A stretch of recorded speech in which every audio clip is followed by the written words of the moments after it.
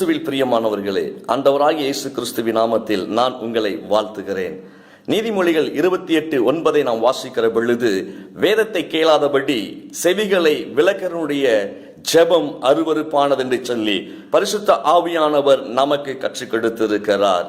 திருச்சட்டத்தை விரும்பாமல், ஆண்டுடைய வார்த்தைகளை ஏற்றுக்கொள்ளாமல் எந்த ஒரு மனிதன் ஜெபிக்கிறானோ அந்த ஜெபத்தை ஆண்டவர் அருவருக்கிறார் என்று சொல்லி நமக்கு ஆண்டவர் கற்றுக் கொடுக்கிறார்.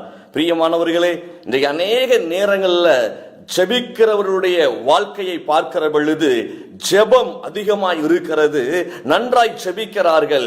ஆனால் வேத வசனத்தை ஏற்றுக்கொண்டு ஜெபிப்பதை இன்றைக்கு மறந்து விடுகிறார்கள்.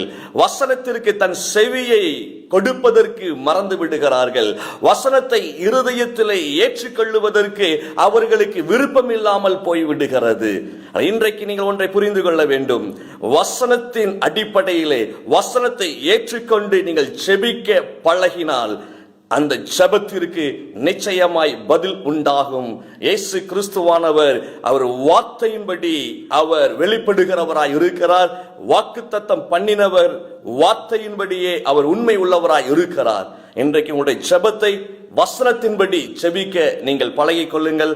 ஆண்டவர் உங்களை ஆசீர்வதிப்பாராக. ஆமென்.